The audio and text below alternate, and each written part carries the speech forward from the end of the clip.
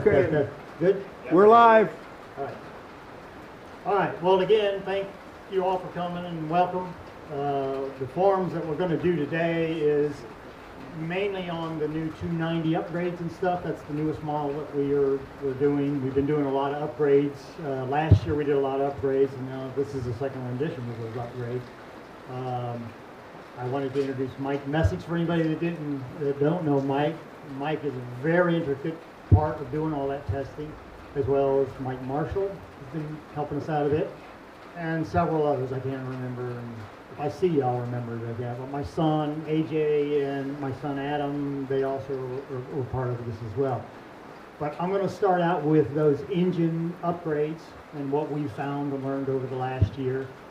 Then we've also just introduced and just been flying. We've been doing testing on our new blade that we made. Some of you may or may not really got forced into making our own blades because the person we were relying on decided he wanted to retire one day, so all of a sudden we're in the blade business. But 3 years of testing and innovation, and we finally got the blades flying. We're flying now. We're very happy with what we've got so far. Jimmy McCutcheon is right here. He's eating his lunch. But Jimmy is a third party. We've known Jimmy for years. Jimmy is I would say, the closest thing to a rotor blade expert you can find. He's been doing it for how many years, Jimmy, would you say? Since 84. He's actually built several different versions of rotor blades, manufactured and sold several thousand over the years.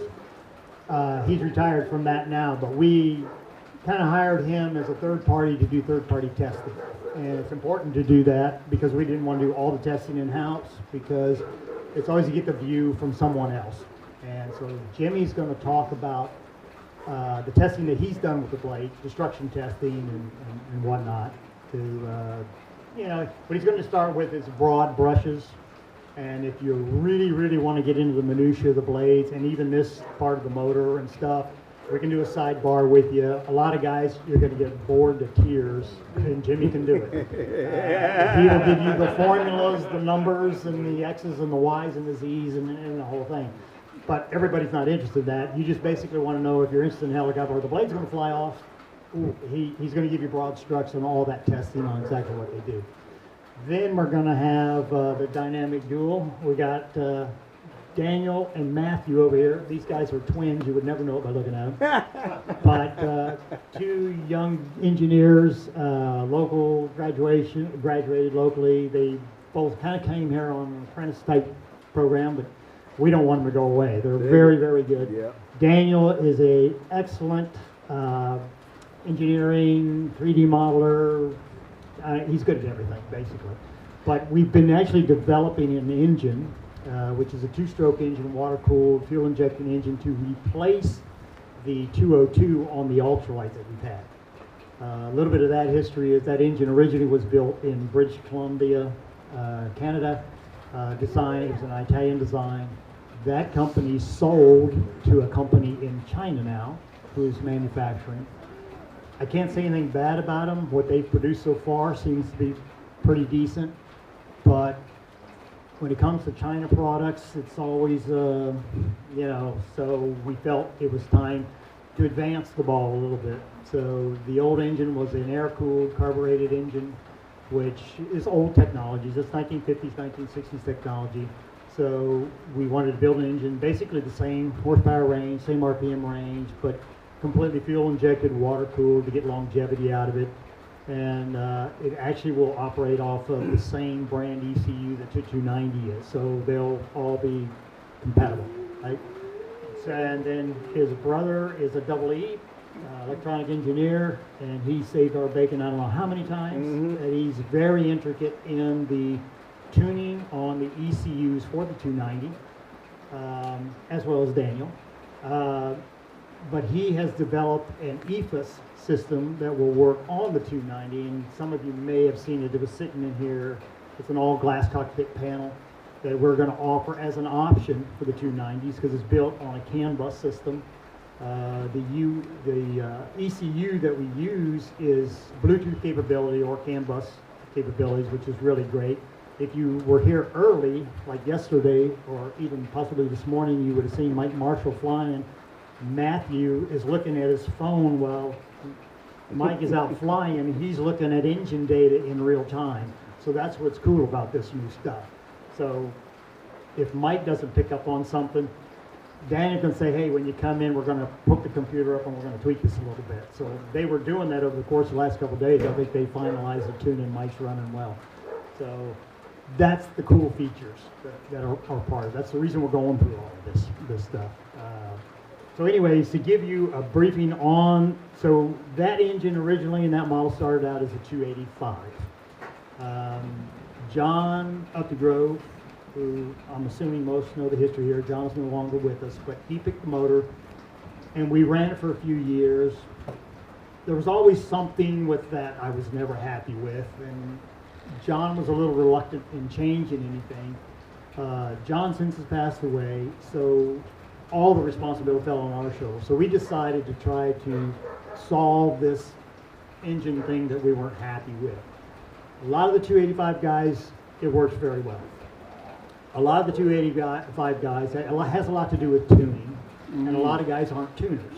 They just want to be flyers, right? And if you don't get it tuned properly, the engine can get into a shake or vibration, and over time it can break fan blades, it wears things out, right? Not good. So over the course of the last 2 years, this is what we've been addressing. So what the 290 is we got rid of the original ECU, factory ECU for that engine, because that ECU was locked up. You could not go into it, you couldn't manipulate it, because where they were using their power curve and where we use it in the helicopter is in two different zones. So we felt we've got to be able to do our own timing, our own fuel maps, and so on and so forth. That was the initial reason for doing this. Okay, so as most projects, it's a slippery slope. You change the ECU, then we find out that the alternator stator is a 5-phase alternator stator. 4 of those 5 phases go through that old ECU that are locked up, and there's nothing we can do about it. We only have one charging phase we can use, which is only in the area of 5-10 amps. So if you build your helicopter and you have a lot of avionics on it, and you're trying to draw more than that, you're going to fry the regulator on it. And so periodically we would have guys that would fry regulators because they're asking too much of it to do. So then we have to change that. So we have to do a custom built alternator stator bracket, which we've done successfully. So currently you have the capability of 30 amps available, which is way more than you're ever going to need in that aircraft, more than likely. So there's been a few renditions of it. I'm probably getting a little bit ahead of myself here, but if you look at the chart, you can see the stock 285, what it was capable of.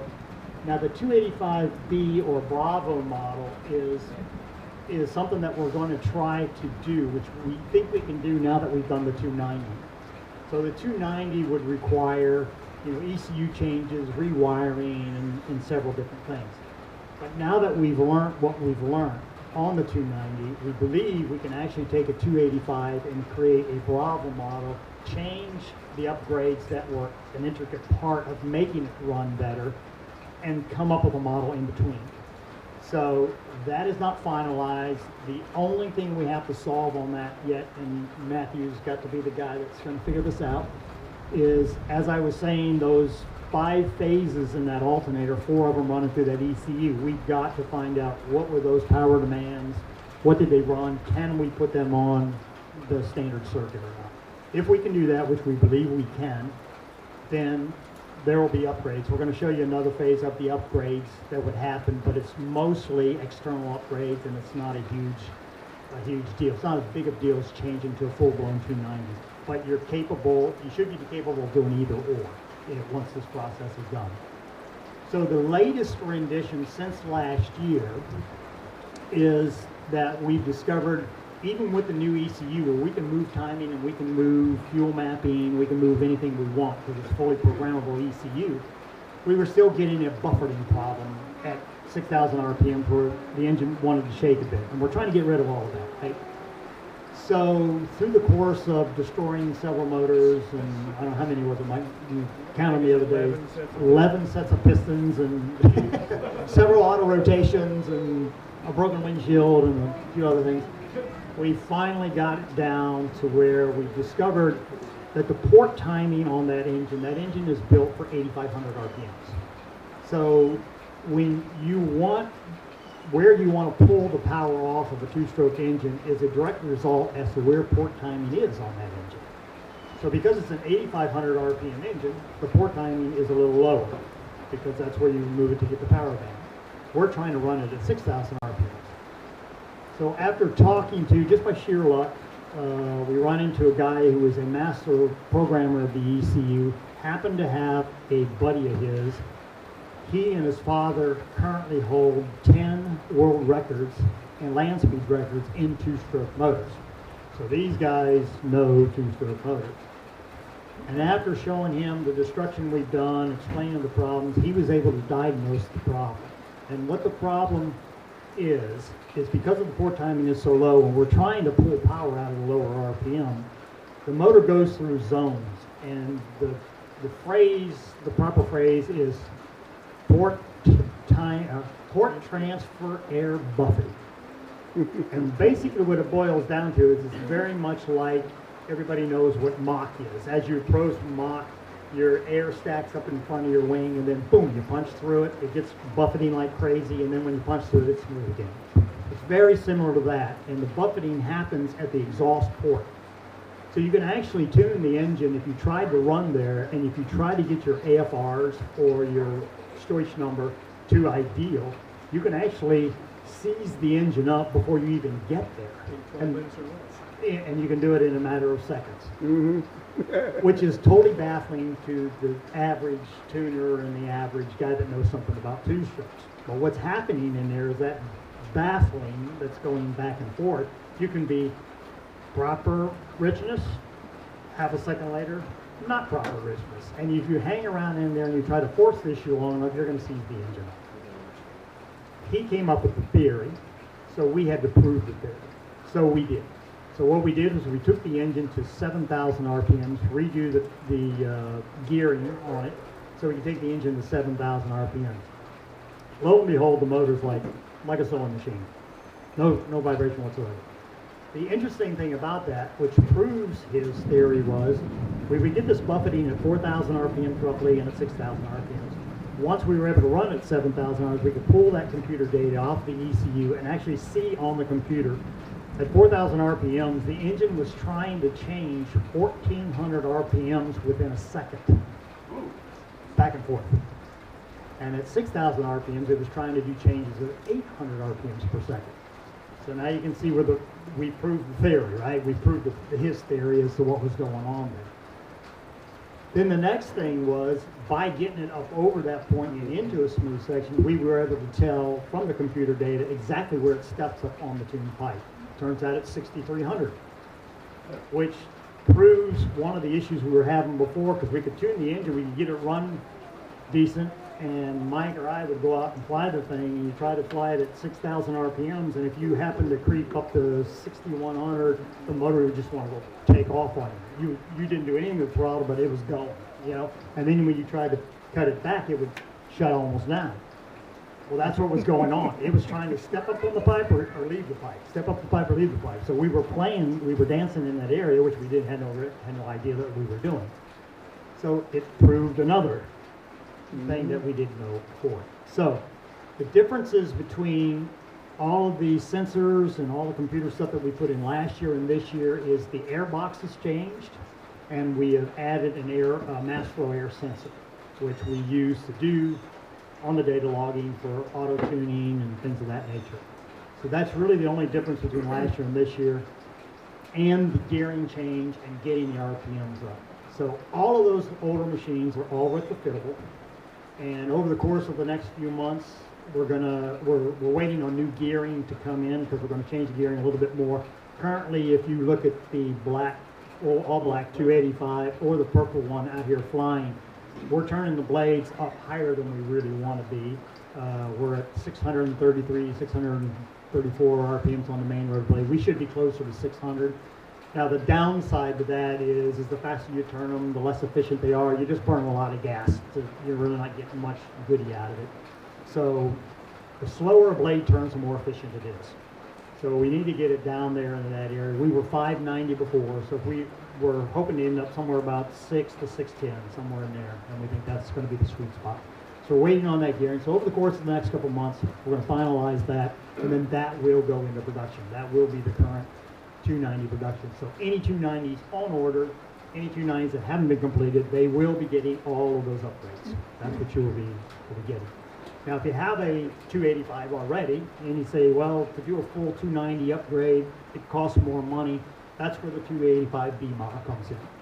So, again, over the course of the next few months, if we solve the final thing, which we haven't even tried yet, but we're pretty sure we can, if we can solve that, then that will be a less expensive option.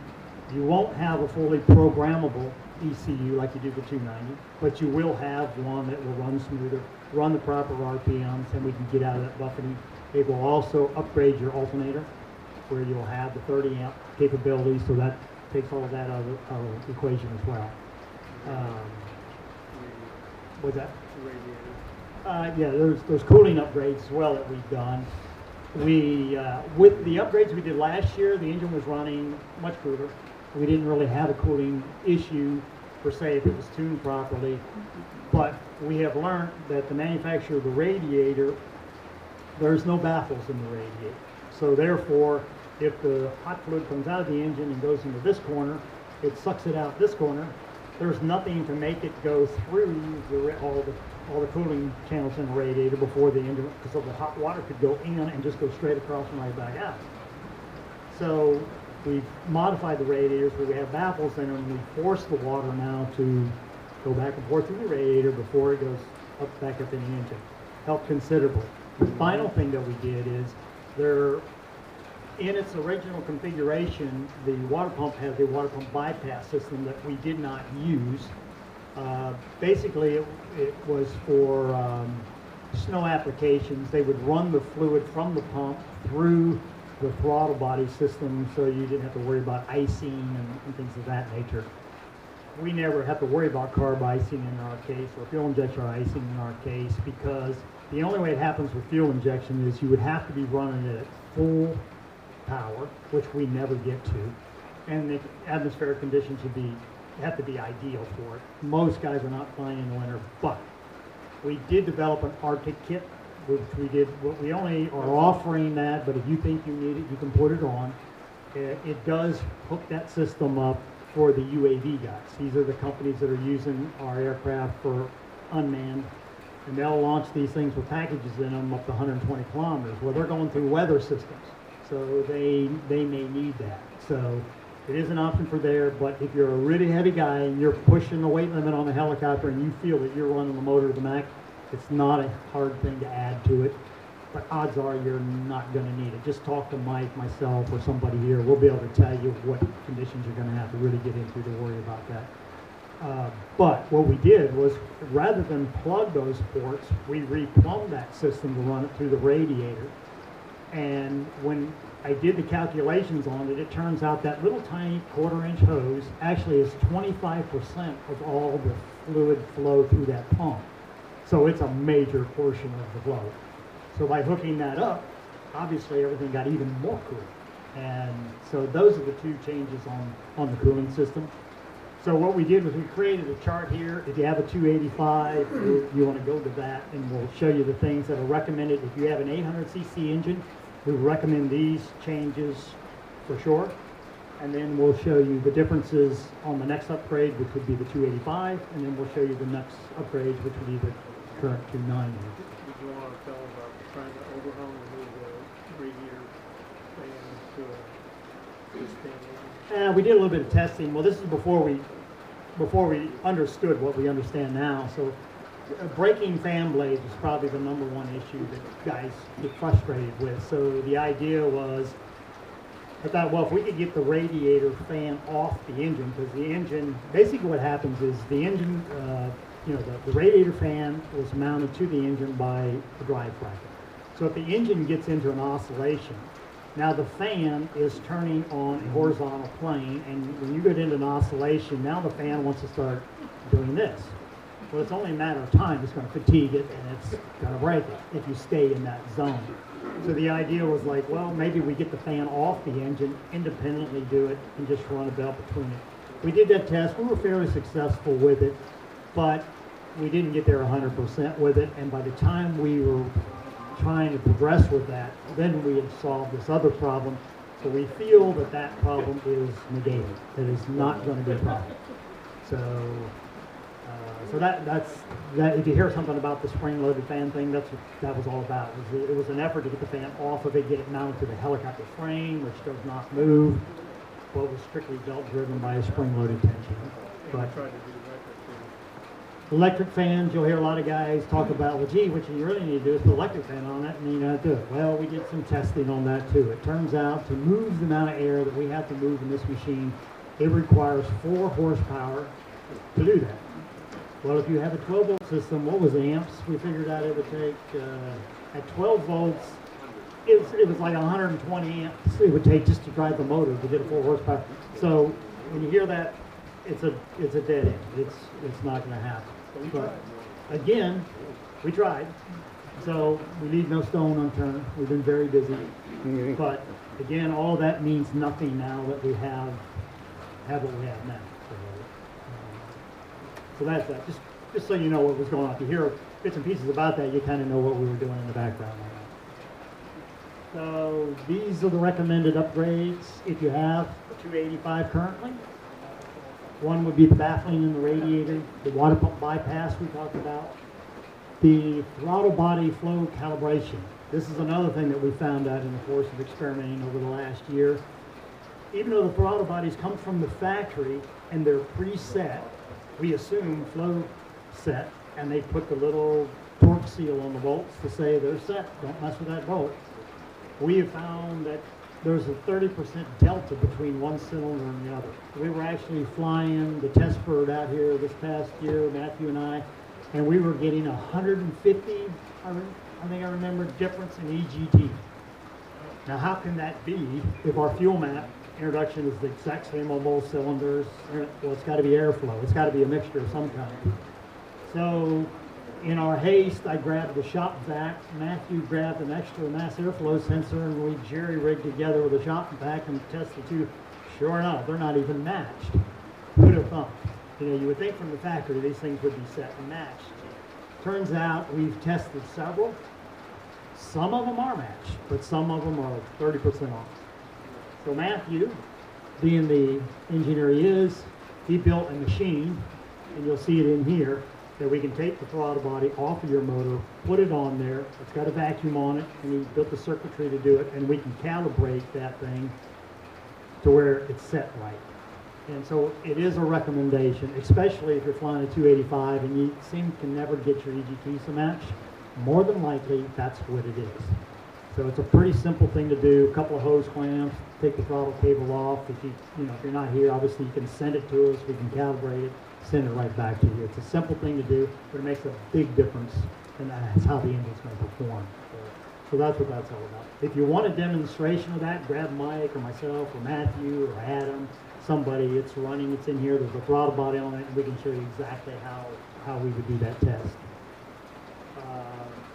Fuel filters, we have not had a problem with this, but from my years going back to the boating industry, I happened to be in it when we were making the transition from carburation to fuel injection. And we ran into this problem, so we had to solve it. And what happens is, because in fuel injection, you're drawing a known amount of fuel. Part of the fuel is going to the injectors from the engine, and all the overflow is going and being circulated back into the tank. So therefore, you're drawing more fuel than you need. If you get to the point where the electric fuel pump is trying to pull too hard on the fuel to get that flow, you get into what's called fuel shearing. And it creates a vacuum on the fuel to where you actually pull the air molecules out of the fuel, and it creates its own bubble. So you get into air buying, same thing as vapor locking, basically, is what you do, but it's not vapor locking. So what we've done is we've taken the two fuel filters that come out of the fuel tank currently, because they're on the suction side of the pump, pulled them off, and we've gone to a pressurized fuel canister style that's in every automotive application out there, and it's on the pressure side now. So that totally negates that issue if it were to ever come up. So the problem, we don't know at what point it would come up, but it would come up in a point where if you were really leaning on the engine, if it was, say, density altitude required a lot of horsepower, and you happen to be a fat guy, and add all the things up, and you were really squeezing on it, it's possible that you could get into that. So that's should negate that. You should never get into it because of that. So that would be the 800. The 285 Bravo would be all of those things. Plus, now the first thing up there, to get the gear ratio right, it talks about going from a 24 tooth to 21 tooth sprocket change on the clutch to get the ratio right. We are rethinking that right now, thanks to help from Rick, the Wisconsin dealer here. He did some calculations to help us out with it a little bit. But we're thinking now we may take that number 2 sprocket and actually add teeth to it rather than take teeth away from the bell clutch. Reason why do you care? Well, because the bell clutch is a smaller sprocket. Obviously, the smaller the diameter, the less teeth engagement you have on it, and it is mounted directly to the crankshaft. So every bit of power, it's before any reduction is done. So every bit of torque, every bit of horsepower coming out of it is being leaned on about 12 teeth. So 24 we've never had a problem with. It works great. We've run 22 on the smaller engine, but now with a bigger engine, we're running more torque, we're running more power. So it makes sense to leave the 24, take the larger sprocket and make it grow, and we can still get to the ratios we want. However, we have to move some things around, but we're pretty sure we can get there. So the upgrade would just be a gear change for you if you want to do that change. The rest of them will be all figured out for you. So that's not 100% sure it's going to be that clutch, but it is going to be a gear change. Higher engine RPMs, just like I talked about the port transfer air buffeting situation, that's what the higher RPM does. It gets you past that, gets the motor working in the port timing where it wants to work. And an interesting note about that is you would think the slower you turn an engine, the less power you require of the engine, it should last longer. In this case, it's not true. It actually goes the other way. And this guru is the one that filled me on this information. Guys that run this engine in snow sleds, that run their sleds in national parks, all the national parks have speed limits. So those guys are always chugging along. They can't get nearly the hours that they can get out of that exact same engine for guys that run the mountains in wide open country, because they're thrashing on the motor all the time. They're always up into that power band where the motor was designed to run. So if you think the motor's going to last longer because it's running 6 instead of 7, you're wrong about that. And I would have probably made the exact same mistake last year if you asked me. But it turns out it's the actual opposite of that. So it is in your best interest to go to 7,000 as far as longevity goes on the engine. The fluctuation, that's part of the same thing. The port transfer, that's part of the same thing. Those were the RPM changes I talked about. There was a 1,400 RPM change to 4,806. Modifications, running procedures, yeah, they're on the pipe at 63. Okay, the flywheels. The flywheels, if you haven't seen, if you go back to the machine room back here, we made a flywheel balancing machine. So we can, because we make those flywheels. So we want to make sure that they're going to be balanced before you put them on a machine. Obviously, anything that's not balanced, it shortens the life of any mechanical thing. It's no different than balancing your main rotor blades, right? You can fly around with your helicopter shaking all the time, but you're going to wear some stuff out there prematurely. So when you go from 6,000, where the flywheel is currently balanced, and we move that RPM to 7,000, and we've done tests, it needs to be rebalanced. You know, just like a propeller on an airplane, you go through zones that you're not supposed to be in. Well, flywheel, it turns out anything you turn is the same way. It will go through zones. 7,000, we can dial it right in with the balancing machine, but it's not the same balance as 6,000. So if you choose to upgrade to either the 285 Bravo or the 290 model from a current 285, just keep in mind you need to remove the flywheel with the reluctor attached to it, and that they're all attached anyway. So if you pull it from the center bolt, send it in, we'll put it on the balancer, rebalance the machine, or rebalance it and get it back to you. So it's just ready to install.